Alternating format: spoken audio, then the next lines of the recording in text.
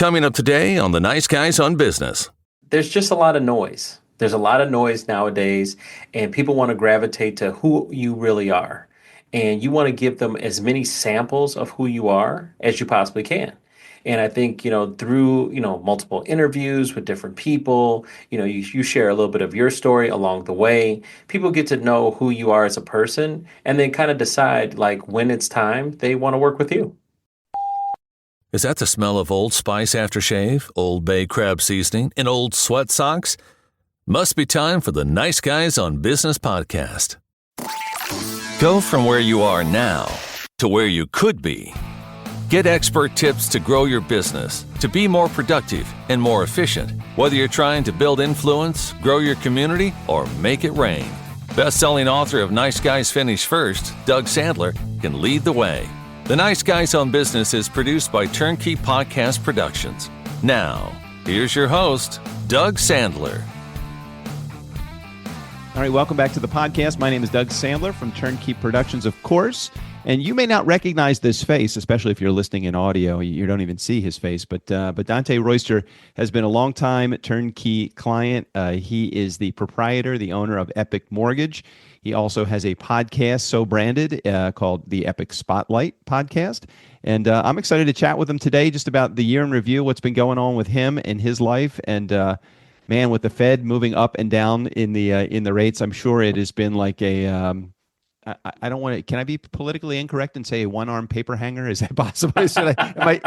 Can you even say that anymore? I don't think you can say that anymore. All right. I'm not going to say that anymore. So you could just, editing team, just edit that out. They probably aren't going to edit that out. Dante, welcome to the podcast, my friend. Hey, thanks for having me. I'm excited. We met about a month ago, and we were talking about all the things that you've been able to accomplish and all the goals that you still have to achieve in podcasting. And I think I may have said, hey, can we get this recorded so that people can at least hear like a little bit of your journey through this podcasting space and a little bit how your business has either moved, shifted, evolved, changed with technology, with COVID, with all the stuff that's been going on. So you pick, where do we even start in this process here? It starts at the beginning. The beginning is just recognizing the world is changing, right? I mean, it feels like the pandemic era was like zero, right? You had AD and BC, and now it's pre-pandemic and after pandemic. So, I mean, it's just a new world that we're in. I think a lot of people, during the pandemic gravitated, obviously they were staying at home. They gravitated to podcasts. They gravitated to listening more. And I just feel like from a marketing standpoint and a business standpoint, that's where we need to be so we can get our message out there to the people. So I used to be in the mortgage business way back in the early 90s. I think the rates were between 6 and 8%, if I remember correctly. I remember that elusive breaking the ceiling of 6% or actually the floor so we could get lower than that. And it was totally a face-to-face business. I had to walk into probably 10 or 12 real estate offices in the course of a day and just kind of build relationships there. Technology completely has changed the face of the mortgage business. I mean, let alone the whole podcasting space. Of course, that has all changed a lot of things too in terms of business development. But just touch upon the importance, the commonality of relationship building back then as it relates to today. It's still all about relationships, isn't it? No matter how we're doing it. 100% about relationships. It's about, really there's just a lot of noise. There's a lot of noise nowadays, and people want to gravitate to who you really are. And you want to give them as many samples of who you are as you possibly can. And I think, through, multiple interviews with different people, you share a little bit of your story along the way. People get to know who you are as a person and then kind of decide, like, when it's time they want to work with you.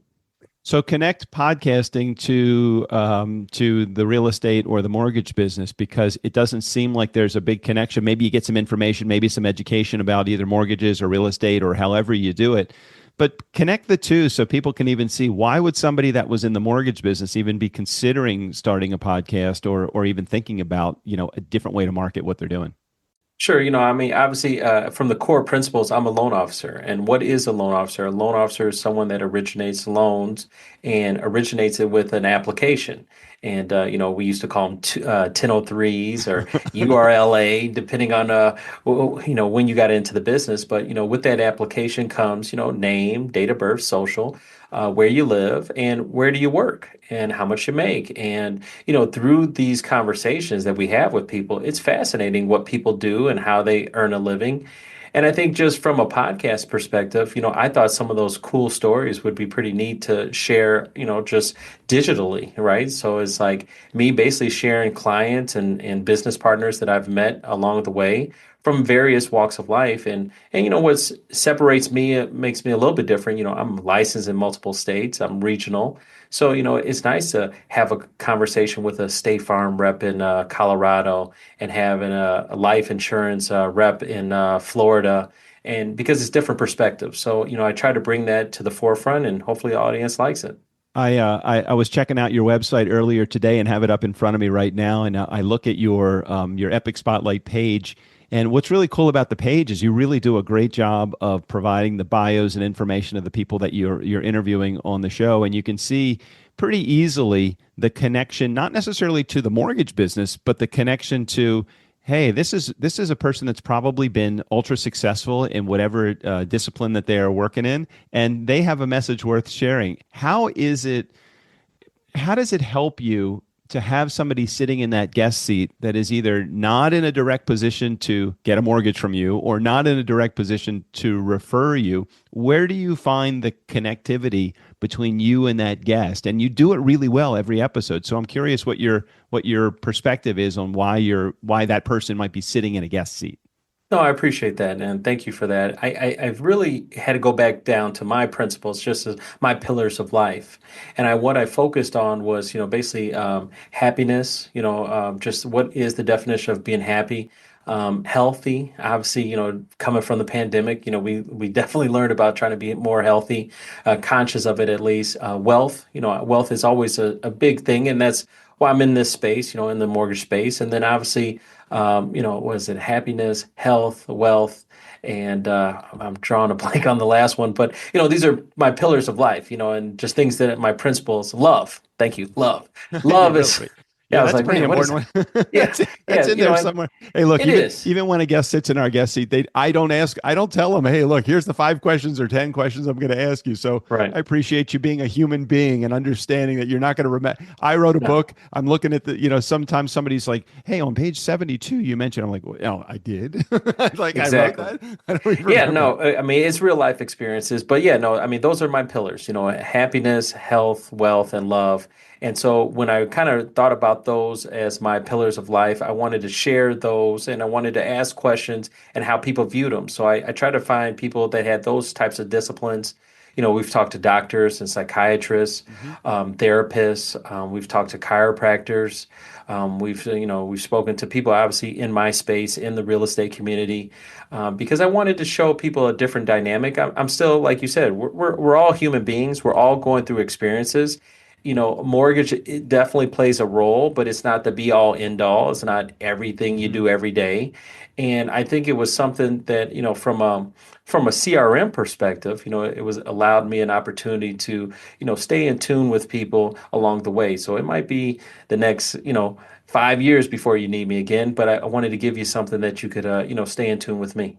Yeah, I love that. I love that you kind of put some realistic glasses on when it comes to sometimes somebody that's sitting in that guest seat may not be in a position to buy, refer, or even know you for another 5 years. But at the same time, that episode that they sat in with you, that lives either on their website or social media, that lives on forever. And oftentimes it may just be enough to put you at top of mind when they are ready to either refer or buy or somehow do some work with you. Go back to you've been in the mortgage business for decades, right? Couple of decades you've Two, been in two, it. 2 decades. Yeah, we, Two, we for stopped there. Two All right, so decades. 2 decades. But it wasn't always your own thing. I think you were working for another company originally, and then it Sure. evolved into your own business. Talk to the entrepreneurs that are out there. How do you know when the timing is right?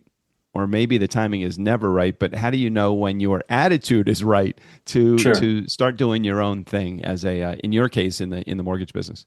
Yeah, no, it's you got to take a leap of faith. You have to have a belief in yourself. Obviously I started from scratch. I don't have anyone in my family that's in this industry, at least that I'm aware of.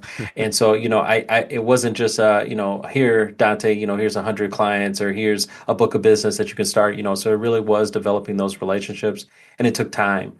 And I think, obviously, you're never going to be 100% ready because it's a different animal being the owner versus just being, someone that you work for someone. Hmm. But I felt there was a level where I was growing, I was expanding.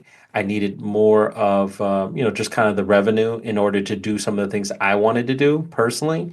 And so that's kind of the maneuver where it felt like, hey, I'm getting a little bit too big for this company because you're kind of building a business inside another business. Hmm. And if that business really like, hey, it's getting cramped in here because you're utilizing too much of my resources, and I'm still trying to run my business, then you know it's time to move on and start your own. So I know you've recently taken on another responsibility, and that's the responsibility of actually bringing on a team to help you do what you do. Talk to again our entrepreneurs that are more in the mid stages rather than the early stages about the opportunity to bring a team member onto their team. When's the time right? When is it not right? What's your attitude about that? My attitude is from day one. The job is really hiring, training, retaining, and constantly recruiting people. You don't want to just bring everyone in here. I'm not a big fan of just assuming that anyone can do this job. But there is a level of saying, here, there's a great opportunity. You see what I've done, and let me see if I can pass it and pay it forward to someone else. That is really your bloodline and your residual income to some degree. If you can develop people underneath you that can, at least be half of you or three-fourths of you or a full you, that's huge. And that will be the longevity of the business Mhm. will be based on them. Obviously, the great companies, if you just do research, they're able to pass from generation to generation, or they're past the actual founder of the company.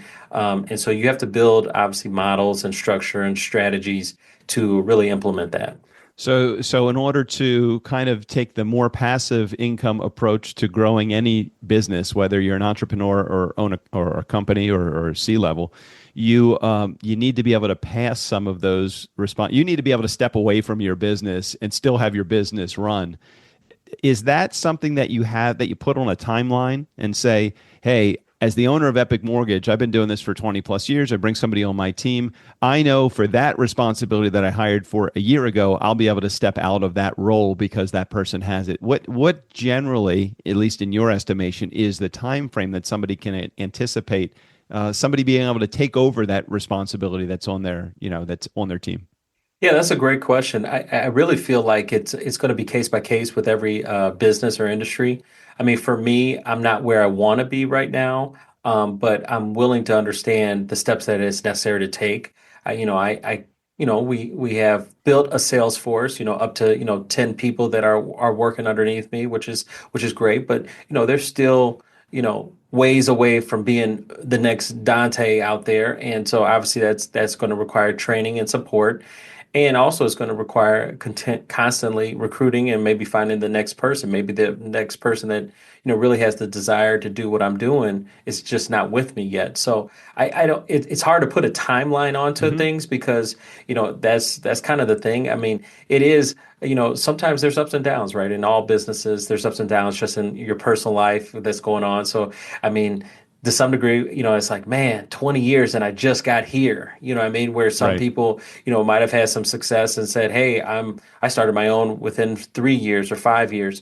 So I never really had an initial timeline. I think as you start reaching as you get older, I think you start seeing like retirement, things that you want to do more. And then I think that might just motivate you a little bit. Hey, I Yeah. want to get this a little bit quicker. Absolutely. I'm laughing because I understand exactly what you're talking about. While there is a lot of hustle in me as a 60-year-old, there's a lot of hustle in me. I feel like I can be patient, but at the same time, I want to get this done. I want to not get it done as in be out of the business, but I want to get it done so it's built to a level where I feel like I could even step away, even if it was for, I just was talking to my girlfriend this morning, last night about this. It's like, hey, how do we step away from the business for a month and not have the business, collapse or Collapse. implode? Or how Right. could we generate enough interest in what we do to step away for even a year and say, okay, when I come back, I'm not going to have lost 30 clients. I may have even gained some clients because we put a sales team, a support team. We've put people that are in a position of ownership without being owners of the company. That's all an attitude. I remember going to work in the mortgage business, and I felt like even though I worked, you said it quite eloquently a little bit ago, even though I worked for somebody, I really owned my own business. Now, and Correct. without me showing up, it was 100% commission. So without me showing up, I made no money, but without the support of a larger team, I would have gotten nowhere as well, especially a fledgling mortgage officer. So talk for just a moment about Strick and I chat a lot about staying in your zone of genius. The thing that we really do well. Mine is, or let's talk about his. He's really great at systems and processes and building the back end process for all of the stuff that TurnKey does. I would be horrible if put in that position. You ever have me look at a spreadsheet or a CRM and try to build something? I can use it, but I don't want to build it. Where do you think? I mean, obviously, it's got to be in the mortgage business and relationship building. But where do you think that your zone of genius lies? The thing that really, kind of lifts your wings, but and doesn't like bring you down. It's like, oh crap, this is what I got to do today. What is that for you in your business? Yeah, I mean, it's kind of twofold in that regard. I think you do have to look at your weaknesses, right? So, I mean, that's the first thing you have to focus on is your weaknesses. And then you have to delegate, and find people that can, strengthen those weaknesses. So, obviously, I'm very much like you. I'm not really the cross the T's, the dot the I guy. I had to find a young lady to really manage, the auditing and making sure that everything is, we're regularly audited from Right, states. right. So, it's a highly regulated business. So we have to make sure we're ready to go when it comes to that. And so I found people in place, compliance officers and stuff that were willing to work with us and, put us in our best foot forward so then I can do what I'm good at. I got a compliment yesterday, actually. I was at breakfast actually just a coworker, and he basically was like, "Hey, you're a really good marketer." And I never really, I was like, wow, thank you. I never thought of that, really. I'm just, I don't have fear, and there's certain things that I want out of life, and I know you have to put the time in. I do, probably similar to you, get a little impatient. Mm-hmm. And I do, there's a lot of reflection that goes on. I'm sure you could probably appreciate this. It's just, going back to my parents, they put in 40, 50 years at a job and then they Right. retired. And so you kind of, when you engage into the workforce, I just assume that's what I got to do. I got to put the next 30, 40, 50 years into the job. And, just with all this, gurus online and all this social media stuff, I saw the just virality nature of things that can occur. And I said, you know what? I don't have to put 40 to 50 years into this. I could Mm-hmm. actually maybe, even though I have put 20 years in, I was like, maybe I could be done in just 30 years, and really having that kind of mindset is, has really changed me. Like, what do I need to do or what does it need to look like that I could be done in 10 years? And that's really been my new motivation, and that's what allowed me to write my book, or allowed me to start the podcast, and so on and so on. So I'm definitely motivated to create something that hopefully in 10 years from now you're like, wow, I really set myself forward. The entrepreneurial space, unlike the corporate space, that 40 or 50 year have a career at one job, there's a lot more volatility in the entrepreneur space. How do you deal with, and this will be something that many of you in our nice guy community could relate to if you've ever had your side hustle or you've ever worked, been self-employed for any number of years. How do you deal with the ups and downs? Because there are some, not just financially, but also emotionally, the wins, then the losses, then the churn, and then like, oh my gosh, how do we, I worked so hard for that, and that just kind of imploded on itself. So how do you deal with the ups and downs? I kind of internalize it, and obviously you have to have stress relievers. Whether I like to work out. There's things that I just do that I like to do Pilates. I mean stretch, yoga, all that stuff. To Nice. just try to just calm it down and just I think writing stuff down, having I've never really had a mentor. I mean, I was gonna say, I mean, mentor would be great. I've never really had one. No one in my space that was older than me that said, "Hey, Dante, do these things." Hmm. I really have been more of a trial and error guy. I'm just so focused for the end result, and I know whatever it gets in front of me, I just got to get through it.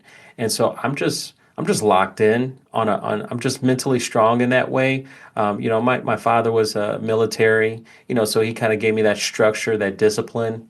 So I mean, there's going to be ups and downs, and there's things that I don't know yet, and there's things that I'm still learning. But I'm just going to get through it one way or the other. And I just have a belief. I mean, I guess, there's a faith base in me that just says, I'm gonna figure it out. So you've been doing this podcast now for how long? How many episodes do you have out? Oh man. Well, it's been a year. I think we're on episode, it's airing episode 36 or something like that. So yeah. So how does think about the relationships that you've been able to forge? And I always talk to everybody about the hidden gift in podcasting is not necessarily about that ego metric, the amount of downloads that you get. Because for normal people like you and me, the download count isn't really where we're making our money in podcasting. We tend to make our money from the relationships that we're building, whether it's from an audience member that happens to, we have probably about 20 or 25 audience members that we regularly hear from, whether it's on social media or voicemail. And we've been doing our show for 10 years. And somebody might say, man, that's like nothing. And I look at it and say, oh my God, I have 20 people that if we don't put out our episode on Friday morning by 6 a.m., somebody is texting me, either me or Strick, to say, hey, your episode's not out. What's going on? I go for my dog walk at 9 a.m. East Coast time. Why isn't this here? I think about those relationships that we've built with our audience. And then I think about, in my case, 1,600 episodes, the hundreds and hundreds and hundreds of relationships and partnerships that we have grown out of that guest seat.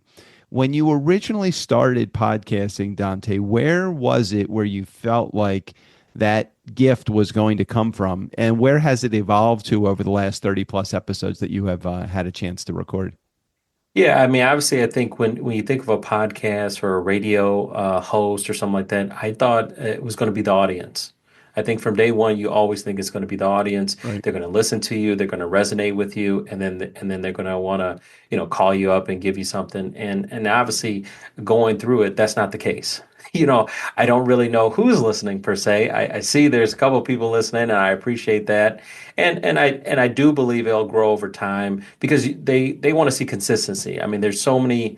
I think people, human nature, we're skeptical, right? Hmm. Is this legit? Is this fly by night? Is he really going to do this? Is this something he really is going to do up for a long period of time? And if you show the consistency, they will be like, okay, they'll come and support you. But I think initially it's been the guests. It's been the guests in the seat, having that conversation with them. It's not necessarily what is being filmed, but it's actually what prior to being filming and even after the filming, those conversations.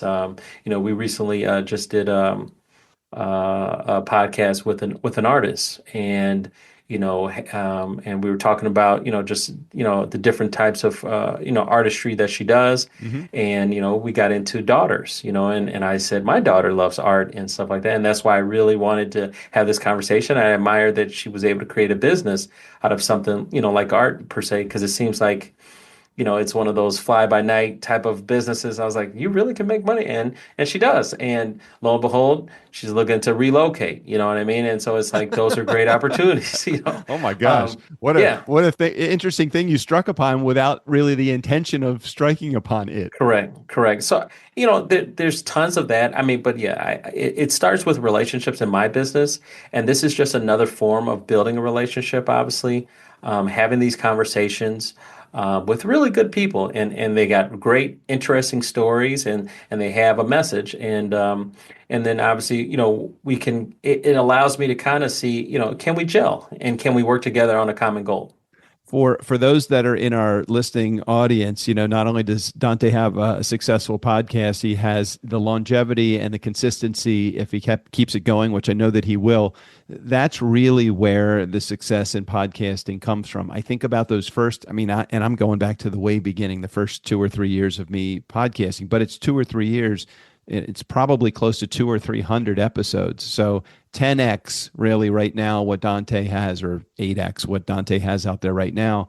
And I think about all of those lessons that I still hadn't learned at 200 or 300 episodes, that maybe it took enough getting beaten up and hit over the head from somebody saying, or not, the results not coming, going to a conference, discovering at that conference, hey, wait a second, everybody at this conference would be an ideal guest for me. Hey, wait a second, everybody at this conference could be potentially a client of mine. And then using that as my kind of introductory ticket to them. Hey, I'd love to talk to you, get you to sit in my guest seat of my podcast. And as soon as you say that, you're almost like, think about your book for a moment, Dante. Your book came out a little bit prior to the podcast coming out. Think about how you are perceived, whether reality or not, as an expert in the mortgage space or for whatever it is that one writes a book for, just by penning a book. I'm not saying just by, but by penning a book. Right. It's kind of like you get instant celebrity if you have a podcast that somebody can go to and they can see, hey, he's actually been doing this for a year, or he's actually been doing this for 2 or 5 years, or whatever it is. Talk about whether it's writing a book or hosting a podcast as it relates to your expertise or an influencer or the go-to person in that space. I'm curious what your perspective is on that.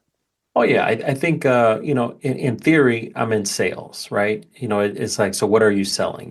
But you're selling something. So these are things that kind of like medals on like a jacket or notches on your belt that you just put yourself a step, because everyone says, oh, well, I do sales, okay, but then I wrote a book. Oh, and that changes the perspective. Like, oh, you actually sat down and, put time, to it. Like, wow, I didn't do that. Oh, I have a podcast. Whoa. People actually want to sit down and talk to you and have a conversation with you. And so there is levels to everything that we do. There's tiers. And I think those things that if you have the ability to do those things, it just puts you on a different tier, at least in their eyes. It could be all fluff. I mean, eventually the substance is going to have to show Right. in the work that you do and the people that you help. But it's funny about the books situation, and I always say this. I wrote the book, and then within the first 2-3 weeks, you get the big splash, right? You get friends, family, Mm-hmm. neighbors, all oh yeah, I'm supporting you, and you really appreciate it, and you can notice, right? You notice in your bank account, like, oh wow, the people really did appreciate you, and then after 3 weeks, it's just a big nosedive Off the cliff. I off the remember. cliff I remember that. off the cliff. No one, and it was a humbling experience. It really was humbling because I at least recognized how many people just don't know who I am. Mm-hmm. I mean, sometimes you're in this bubble and you feel good about yourself, and then you just recognize, like, wow, no one knows me. And for my business, I'm supposed to be known, right? Because I need you to know to call me when it's that time. And so it really motivated me to like find mechanisms that I could showcase who I am and get my name out there. And that's really what led to the podcast, because I think that's the next level. So your between your book and your podcast and all of the other extracurriculars that you do outside of the mortgage business to help promote your mortgage business directly or indirectly, you know, you get to the point where you want to be that go-to person that people are thinking about, top of mind. What do you think that is your competitive advantage? Because as it relates to having the book and the podcast, those are great, but they don't necessarily show how you are as a business person, or Sure. maybe they do. So, what is it that you would hope that people would recognize you as it relates to whether it's your business or a way to generate revenue through something? What is it for you? And I hope if people are watching me, they see what I'm willing to do. This guy's a go-getter. I mean, from day one. This guy, he's tenacious, right? I'm not tall in stature. I'm a short guy, and I've always had tenacity, and I've always had just a discipline within me to be successful. And I like to call myself a winner. I haven't really lost too many times in my life, and knock on wood. But I mean, so working with me, it's going to be a win-win relationship because I'm going to do what it takes to make you happy and get the job done, and I'm gonna get it done, guy. So I hope that that is expressed, and I hope people see like, man, this guy's. I'm willing to try stuff. I'm willing to go out there. You're always the people that ponder like, oh, should I do video? What do you think? Or oh, should I do podcasting? Or should I go on? I just jump out there and do it. And then we're going to figure it out. Hey, did it work? Did it not work? There's still, in the mortgage space and in any sales environment, there's still some core principles you have to do. Hmm. You have to make phone calls. You have to create relationships. You have to be able to, be kind of a jack of all trades, type of guy. Know a little bit about a lot of stuff. You have to be A good chameleon. with time and scheduling and schedule management and all of that. You, Exactly. you before I hit record, you said, "Yeah, this is we're recording in the middle of December before the end of the month. You know that Dante before the end of any month, but especially before the end of the year, that month, December, there's always that person that needs to. And in Dante's case, it sounds like it's over a dozen people that hey, we need to get this thing to the settlement table by December 31st, or we're Yeah. in a lot of trouble. So, Yeah. yeah, I'm curious, how do you manage all of the things that are going on in your life? Because there is a huge amount of schedule demands that I'm sure that you have. Yeah, it's really just managing the schedule. Each day, making sure that you pre-planned it. I did probably over a decade ago, I went to like Franklin Templeton, seminar Hmm. that broke down, the best day is really broken down on Sunday night, where you plan out your whole week and your A's and B's and C's, and that still resonates with me. I mean, you really have to pre-plan out the week, know what's coming up, so then that way you're ready. You block out time to do the non-negotiables. It's non-negotiable to make the phone calls. It's non-negotiable to make sure you can do the podcast when it's set up to be.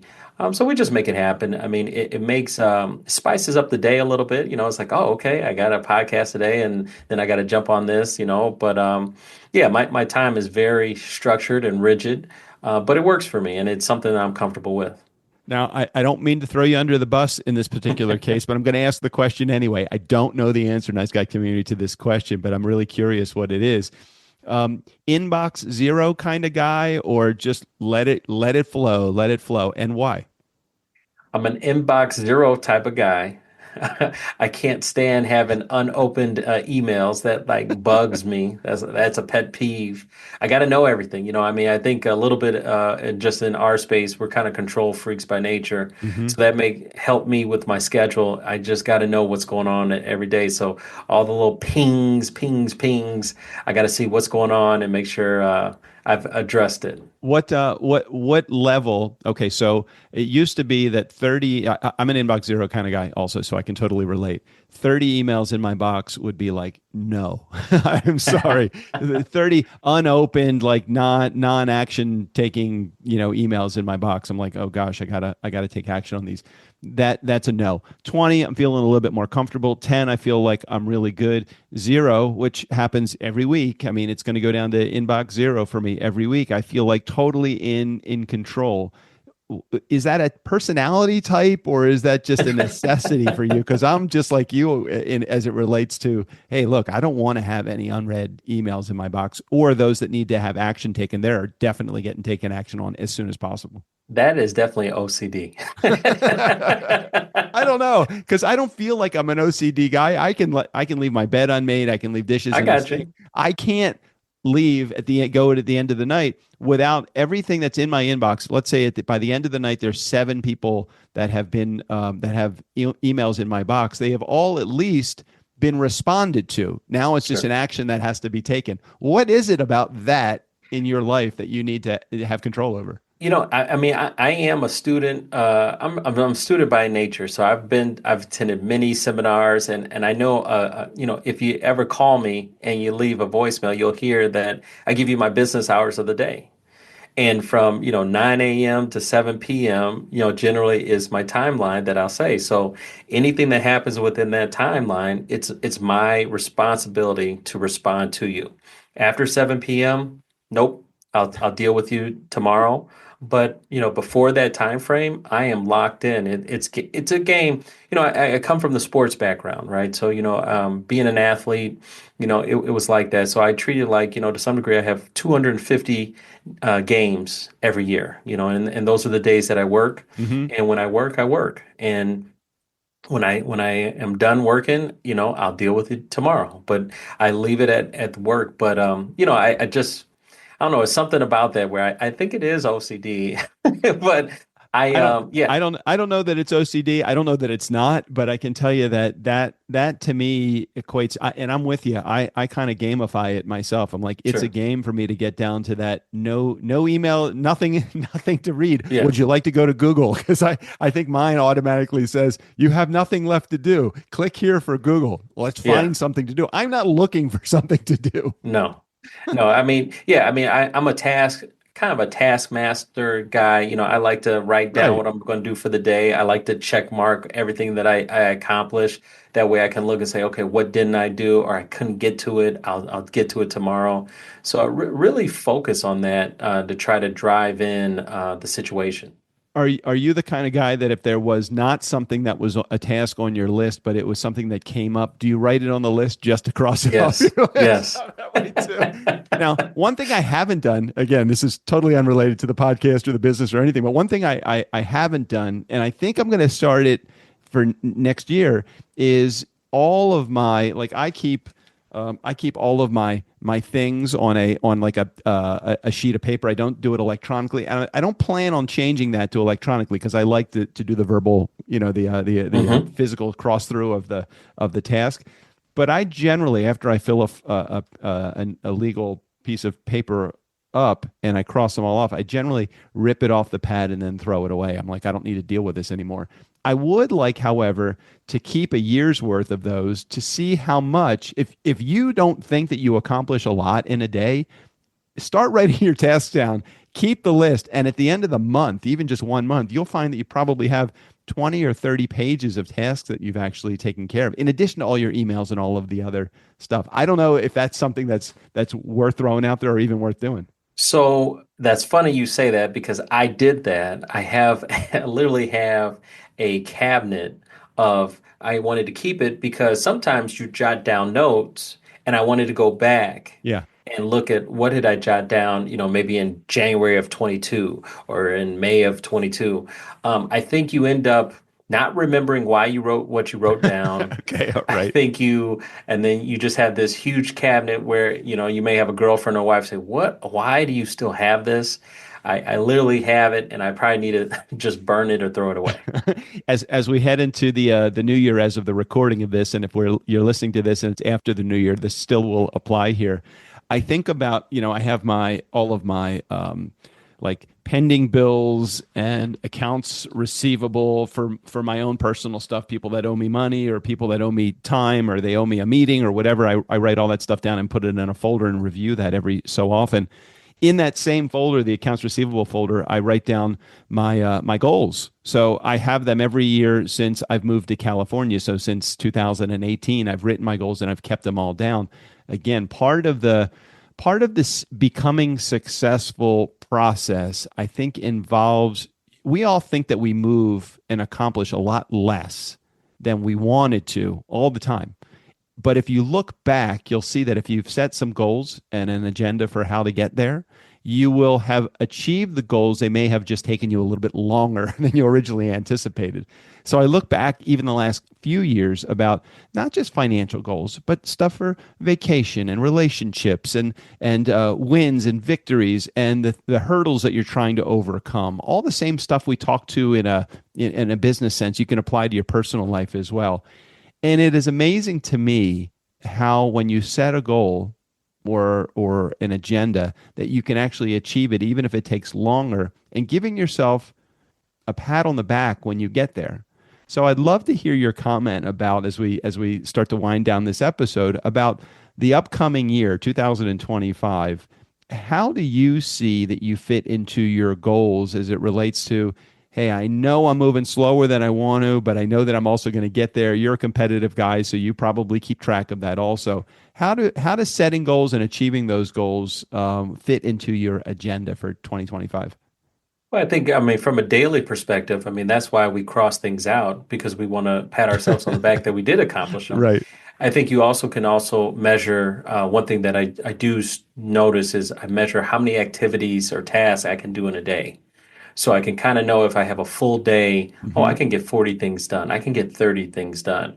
And so I kind of hold myself to that. So then I don't overwhelm myself at times, right? I'm not going to put 60 things on there that I can't 40 sounds like a accomplish. lot. 40 sounds like a lot of things to do, but I maybe there mean, are four. You probably is a normal, even just, little stepping out. stuff. Right, right. I got Yeah, you. yeah, little stuff. Yeah, I mean, I every little thing is oh, I had to fax this. Okay, gone. I did it. But I would say when we step back, I mean, that's more micro. When you look at a macro, um, I I know what it takes. I have a better, clearer picture because I've written stuff down. I have a better, the last 2 years has been, a journey in real estate in general, and it's been a transformation for me. And what I would say to people out there, or and once again, from a mortgage perspective, a lot of my business was predicated on business to business.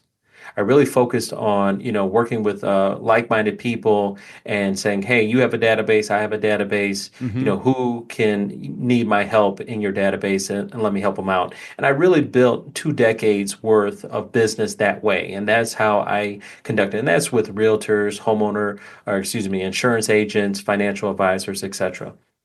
But the pivot that had to make was when the market, basically when interest rates doubled, Hmm. and everyone was used to these pandemic rates of threes and twos and fours, and they shot up to seven and eights again, and everyone didn't know what to do. All these businesses, all of our databases kind of went dwindled down, I'll and they bet. didn't and they didn't have those same type of referrals on a longevity basis that I was used to. Hmm. And so we had to basically pivot, and that's, something for all businesses. Sometimes you have to pivot, and it's not a failure, but you have to pivot, and we had to pivot to more business to consumer. Hmm. And so it was it's something new to me. So I mean, I feel like a rookie a little bit of saying, "Oh, consumers. So where do they come from? How do I talk to them?" And so that's what this is all the premise of this. This is the podcast. This is the writing the book. To really say, okay, consumers, here I am. I have all this knowledge. I have all this experience. Pretty good at what I do. Give me a shot. And I'm going to come to you directly. And so I think having, taking a step back, knowing it was going to be some pain points, structuring it out. I feel much better going into 25 because I have a plan, I have a layout, I know what I'm doing, and I'm ready to get going. Whether it's Epic Mortgage, Epic Spotlight, Epic Book, any of the epics in your brand, I know that our listening community, our nice guy community, would enjoy getting either a copy of it, listening to it. So tell everybody that's in our community the best way for them to hear you, see you, get more information about what you do and how you do it. Definitely. Go to my website, DanteRoyster.com. So www.dante, Dante, Royster, that's oyster with an R, so ROYSTER.com. You go to my website, you can click on the link to, purchase a copy of the book. You can also go on there to look at all the guests that I've had on the spotlight Mhm. and more to come. Yeah, yeah. I was checking out your website again. I really do enjoy the bio. You've kind of made me rethink how I present my podcast episodes. Instead of spotlighting the episode, spotlight the guest and have a link or instructions how to get. In your case, it's like I loved what you put. You can get this podcast anywhere you get your podcast. So that's very good. You did a good job with Thank promoting you. that. And Nice Guy Community, I encourage you to check out the link in the show notes so that you get more information about Dante and where you can find him. So Dante, thanks for sharing. Thanks for being on the show. Thanks for reviewing the. This is I've done two of these. I did one yesterday, and with Christine Mitchie, who has a podcast called the Playful Podcast, and Hmm. I have yours, and they're both about just building these great relationships, and it is tried and true. You do a great job at that. As a podcaster with a year under your belt, I know you'll appreciate it when you get to 2 years and look back and just say, oh my God, I thought I was doing good. I can't believe how much more I've been able to accomplish in year 2. And I keep saying that every year. And in February, we'll be celebrating 10 years and 1,600 Wow. episodes with our show. So It's awesome. thanks for sharing. Thanks for being here. And thanks for sharing your expertise with our audience. Hey, happy holidays to you and your family. Yeah, same to you, Dante. Thanks. Hey, Nice Guy community, never underestimate the power of nice or the power of being epic in anything that you do. Special thanks to Dante Royster, all of his information, including access to his website.